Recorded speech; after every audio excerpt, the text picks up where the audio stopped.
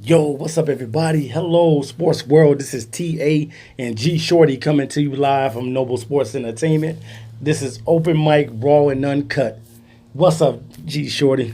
I don't know what's going on, man. What's going on today, man? Man, we Talk got a to me. lot. Talk to me. We got a lot going on this week, brother. And the thing about it is the fact that hey, I don't know what's going on, TA. What's this? Well, can anyone explain what's taking place right now? There's something in the air, and that something in the air is. Yeah. Baker Mayfield. Yes, man. What's Trending topic right now. that? Man, Baker Mayfield, man. The guy, man, is definitely, man, a star is born in Cleveland. Definitely, I think that it was. You sure about that? Yeah, I'm sure about that. I'm sure about what I'm sure about what I saw on Thursday night. All right. Baker Mayfield looks like he's going to be the real deal. Pinpoint accuracy. He came in and you can just feel the energy in the stadium as he came in and did his thing. Now, do you think that if Taylor wouldn't have got hurt in that game, would we have seen Mayfield at all? We may have not probably seen Mayfield, but because of Tyrod getting hurt, man, this is what we have today. But but the numbers said that he should have came in because Tyrod was what 4 or 14. He got sacked 4 times. So many yards and stuff like that. Yeah. What I like about Mayfield, like I've always said, is that he got that it factor. Something about him. Yeah, that's special. You can tell. It factor is the fact that he has that mentality of like what I want to win. Yeah, definitely. It seemed to permeate throughout the whole team and the organization, man. Yeah. Some people would call it cockiness. Well, I think you need that. Yeah. I think you need that in sports because that signifies that I prefer winning to losing. Yes, definitely. The guy looked sharp. Yes. He looked sharp, but it was only one game. But like we have always said, though, that he looked pretty impressive in the preseason. Yeah, he looked pretty good in the preseason. And now the doors is being swung open, wide open for Baker Mayfield to be able to take that job over. And I think it's gonna be a good thing for Cleveland, and it's just good to see the fact that basically is that they were so close.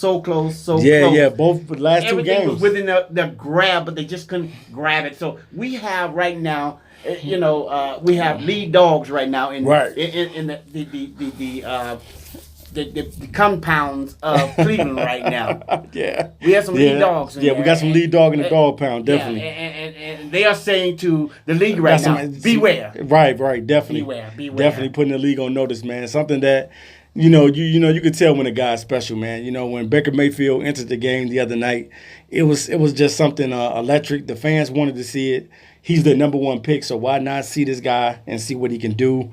And Cleveland allowed him to go out there and play and make plays. And, his accuracy, 17 out of 23 and 201 yards. Yeah. Pretty good. 2 touchdowns, too, as well. So now, do you guys out there think that the moment is the moment now for Mayfield? Do you think today, at this point, as we talk, that he's the man of the hour and he should be the one that's going forward at this time? Because I'm definitely going to say I definitely think that Baker Mayfield is ready to start for this team. Hugh Jackson, no need to consider any thoughts or anything. It's time to pull the trigger. I think so. Yes. I think so as well. Definitely. I think so. And as we talk about Mayfield and we lead Mayfield, I want to ask a question. Okay. We had a man that was missing in action. Yes, we did. In week 2. Yes, we did. And we all know this man that we're talking about is Vontae Davis. Vontae Davis, Buffalo Bills. So TA, tell me. I mean, was it right or wrong? Can we say yay or nay on what this guy did or what? Well, I'm definitely going to have to give it a thumbs down because that's something that you don't want to do. When you go out and compete like you do every Sunday, you don't want to see any guys quitting. You don't want to show that even though you want to quit, you don't go out and quit on your team like that. And that's something that Vontae Davis definitely needs to check with himself. He needs a reality check. That's just something that you don't do. But he did have a reality check. The reality check was the fact that I just can't do this anymore. Right. He just felt that his team couldn't compete anymore. But I don't think it was that. I just think the fact that it just hit him. At that moment, it just hit him. It hit him at halftime? Come on, G Shorty. I think he was thinking about it. Well, it was on his mind. Yeah, it could have been on his mind. On his mind. But that's just something that you don't do. If I'm in a foxhole with somebody, I'm definitely wanting this guy to go to war with me. So tell me, what difference would it have made if he would have waited at the end of the game? It would have been the same format that he walked out on his team because he said, you know what, I'm going to quit at the end of the game. I can't do this anymore. Well, he just had quit in him from the jump. He just couldn't do it no more. He couldn't do it no more. I mean, it's not like he didn't say. He did say the fact that, you know what, I can't live up to expectancy anymore. Right. And I believe he said the injuries. He said the injuries. He said family reflection. Yeah. So he had just signed with the team. He just signed with the Buffalo Bills. It's not like basically he's the first guy to quit. I think his timing was off. Right, definitely. But for us to walk away from the game, we have had many guys to do that. Even your boy, Barry Sanders. Yeah, Barry Sanders 10 did walk years, away. He left money on the table. Yeah, in his prime. You had guys that were expecting to actually play with him the following year. Yeah. So there was no replacement for him either. And Barry said he couldn't do it no more. I definitely know why Barry walked away. And the same thing with Calvin Johnson. Yes. As you know, we already Calvin did a had video 10 years on that. too. Yeah. Calvin left in his prime in 10 years. Both of them did 10 years with the ball club, and it's just crazy, man, to see guys how good they were, and just to be able to give up in their prime because of losing or whatever it may be. They just don't have the love for the game anymore. And Jim Brown, 10 years. Yeah, 10 years with Jim Brown. John Elway had 11. I mean, he had time in the tank. Okay, yeah. He left the game. Yeah. Al Toon was only 29 years old, 7 years with the Jets. Wow. He walked away from the game. Wow. So you're saying that we have a lot of great players that have walked away early. We got guys that was forced, like Billy Sims, your boy, 5 years. Bo Jackson? Yes. Yeah, okay. Bo had 4. Yep. Eric Campbell had 9. Yep. He was forced. We had Kurt Warner, Tiki Barber, and Jake Plummer that left money on the table, that walked away from the game. They said we can't do it anymore. Yeah. And we had also players that was out there that depended upon these guys, but they said we just can't do it anymore. Right. So only thing what we're talking about is timing. Yeah, the timing of it, definitely. You can't call him a quitter because he played the game for 10 years. 22 interceptions. Okay, the guy just said I couldn't do it anymore. For you that are out there, that was out there, dude. Yes. I mean, it might at that time made him a quitter, but let's face it. Yeah. It wasn't like it happened in the middle of the season or the postseason. But he done something that's never, it's off the record. This has never been done before. Barry Sanders did something that never was done. What was that? It's the fact that he had the chance to break Jim Brown's record, to set a precedent, but yet he quit and he said that I can't do it anymore. Wow. I can't. And you ask him today, do we have any regrets? And what did he say? He says no. Eric Dickerson. No. All Hall of Famers. No, I can't do it this anymore. Majority of the guys that we named on this list. But you're talking about a guy at halftime of a game. Yes, he called it quits because he said I could not do it. He told the coach he's not going to even go back into the game. But what I said is the mindset. We don't know the mindset at that moment and at that time. It was his experience. Yeah. We just don't know. And yes, I agree. The timing for your teammates, it was wrong. Yeah, it was totally wrong. Yeah, it was but totally wrong. But as far as like, hey, you know what? When to do it? When the bell tolls and it rings, you don't sit there and decide that I'm gonna gut this out. Yeah. The mind just says don't do it no more. And hey, I don't hold anything against the guy as far as saying, I can't do it anymore. Right. Yes, the timing, yes, that's the problem. Wow. And, all right. But we all know that basically when, you get to that point where you just don't want to do it anymore. Yeah. Sometimes there's just no rationale. Right. That's true. There's just no rationale. So G-Shorty, I got enough of Vontae Davis. Okay. I got a question for you, G-Shorty. Go ahead. So which O2 team will be the first team to break out of that slump in week 4? Man, we got 7 teams. We got 7 teams. We got the Cardinals. We got the Seahawks. We got the Raiders, the Texans, the Lions, and Buffalo. Which one of these teams are going to break out of Giants this? too, so. And also the Giants is 0-2. That's a 21% basically between the 32 teams. There are 7 teams that are 0-2. Yes. Now we know that one of those teams that's going to break out because we got the Texans playing the Giants. Right. So we know one of those teams going to go off that list. Yep.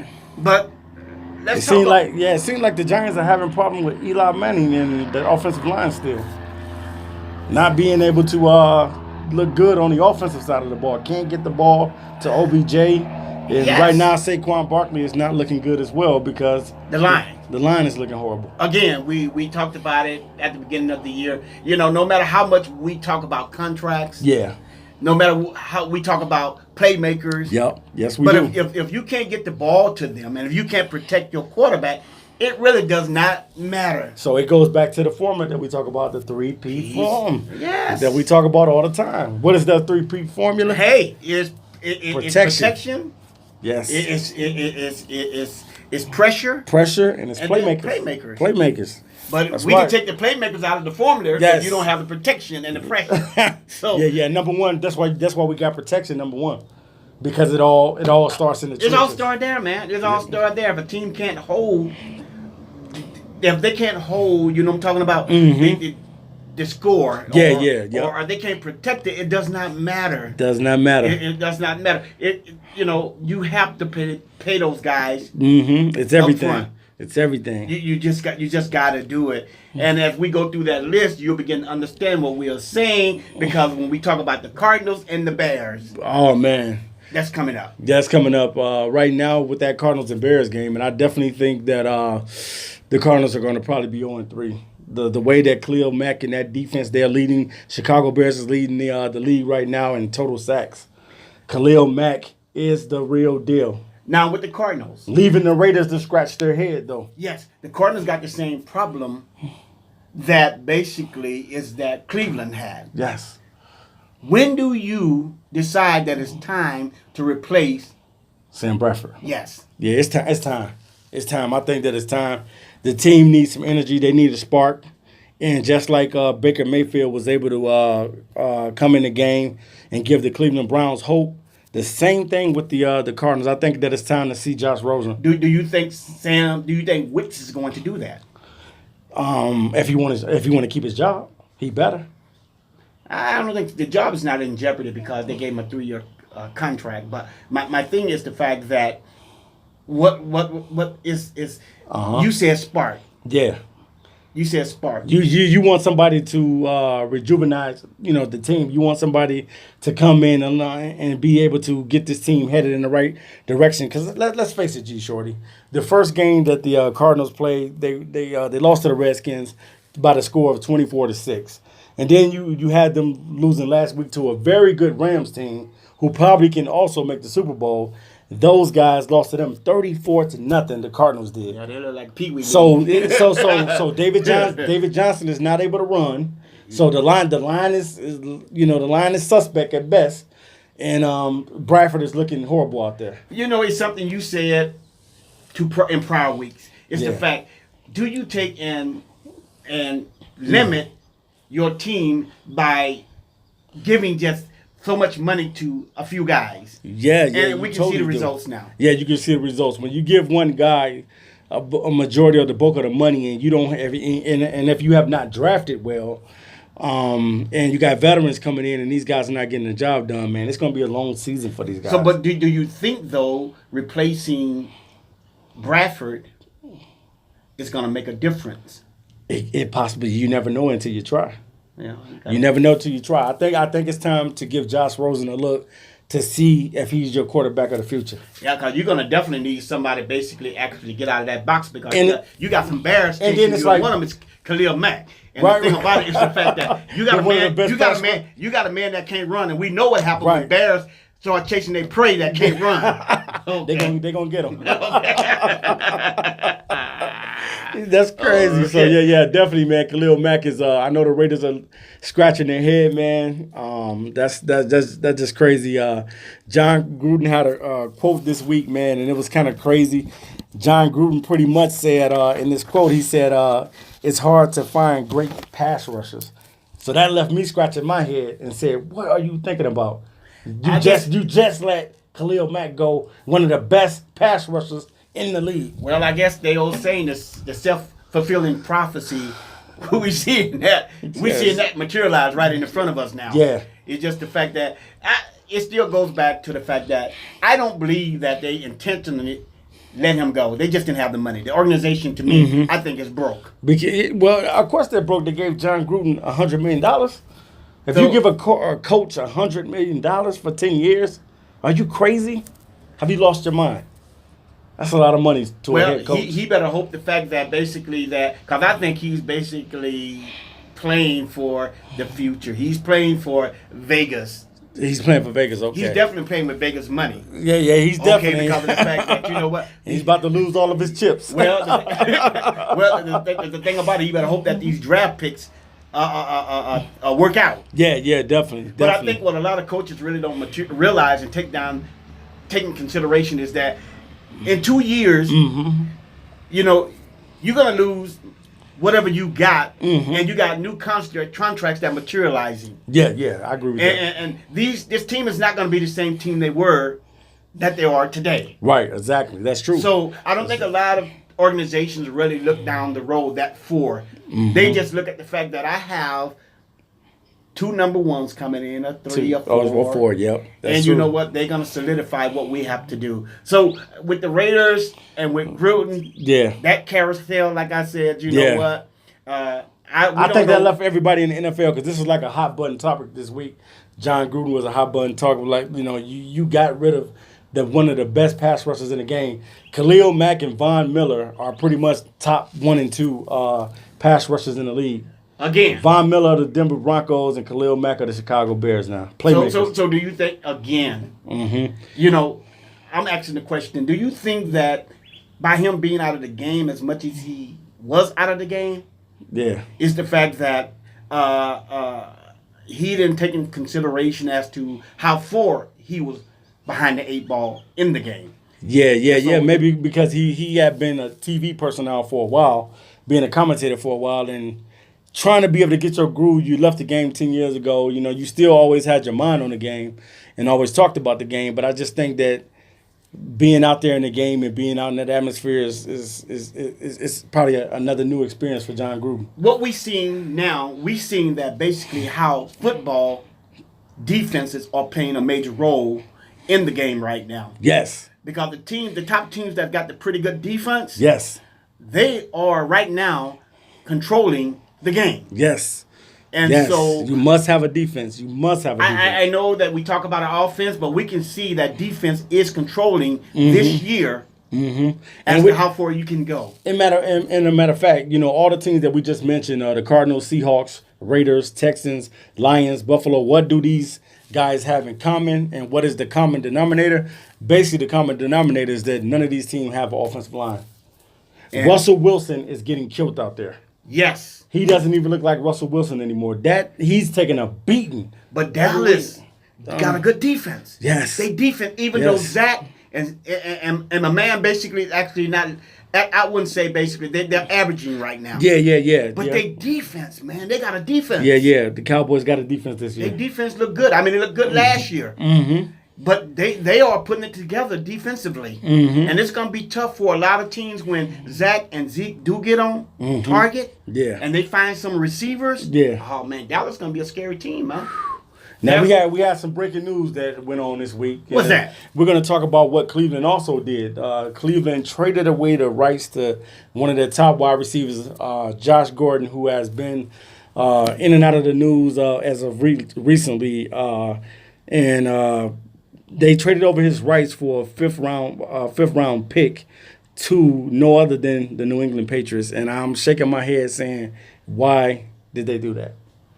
Well, I think Cleveland, I mean, they was looking at the chemistry of the team makeup. Yeah. I don't think it was because of the fact that he wasn't talented, because they stuck with the guy for the last, 5 years? Yeah. You know, going through the ups and downs with this guy and the whole bit. And, I think that's what it was, too much of the ups and downs. At certain points, it's just like, you know, when you got kids, it's just like many times you don't have that solution or that to fix the problem. Yeah, you don't have. Sometimes you have no choice but to ask for help or to release him. Right, because there's not a manual out on how to deal with your children. There's not a manual on that. And especially with these guys making millions of dollars. Yes. Millions of dollars. So Belichick may have been the solution to their problem. Now the Patriots are taking their talents to Detroit this weekend, and it's going to be on national TV for the Lions again. And I hate to say it, but Patricia's going to be going against his old team. And wow, man, that's going to be saying a lot, man. Patricia's going against the mastermind, Bill Belichick. So what are you thinking for this game, the Lions versus the Patriots, Sunday Night Football? Come on, please. I mean, you know what? I hate to say it, Lions, but you guys looking at an 0-3. The fact that they just lost against the Jag last week. Yeah, they're mad. I don't care whether it was if it's in Detroit or if at New England. It don't matter. It doesn't matter. But, I mean, they're out basically actually to right the ship. Yeah. And so I think, with the Lions, man, I think the solution basically is that they're going to have to put a lot more on their running game. Yeah. And it got to be more emphasis on the running game. They're going to release some game. guys and say, you know what? Hey, you guys going to do something, big plays. I mean, the Lions always start out the gate nicely. Yeah. But they just deteriorates as the game progresses. Mm-hmm. So they're going to have to actually make this a 4-quarter. Yeah. From start to finish. From start to finish. Yeah. And they're going to have to not get impatient and say, you know what? You guys going to have to beat us. Right.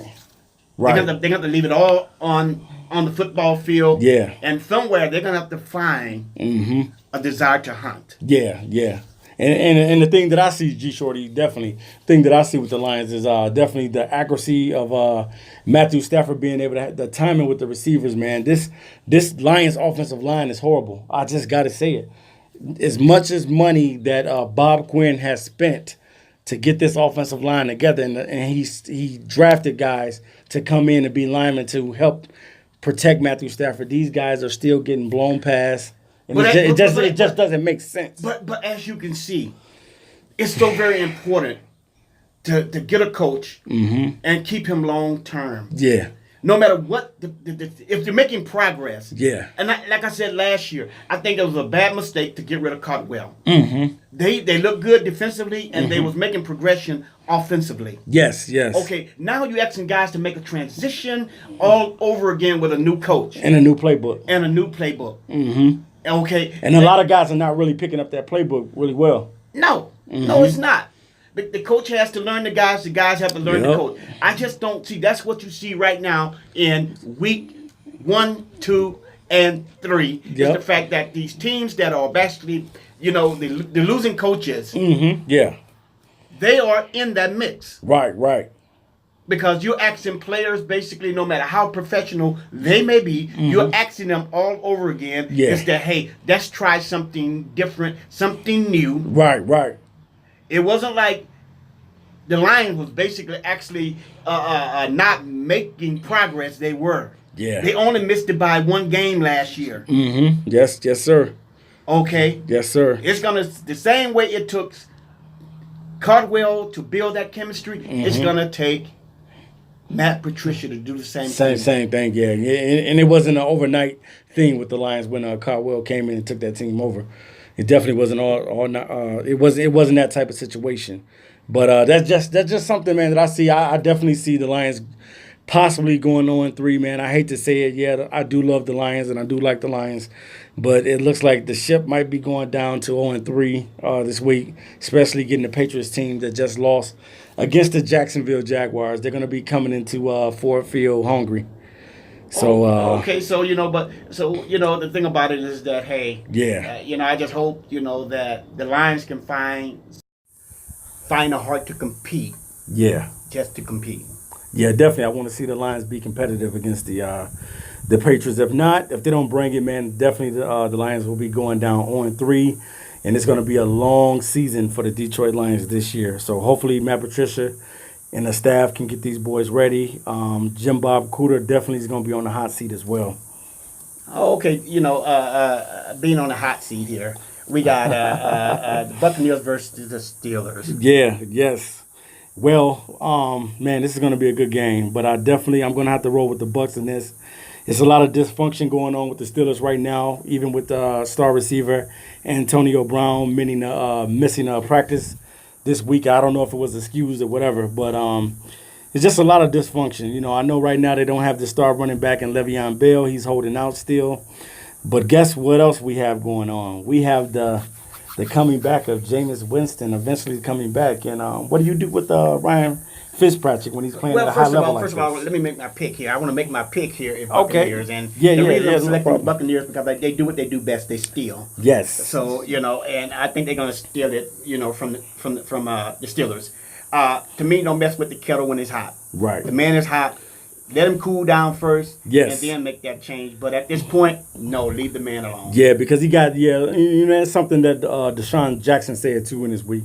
He said, hey, you might as well keep Fitzpatrick in because he's looking good and he's playing well right getting the now. job done. And you don't want to mess up the chemistry No, he's getting the job done. he's built with those receivers right now. Their offense is looking very good.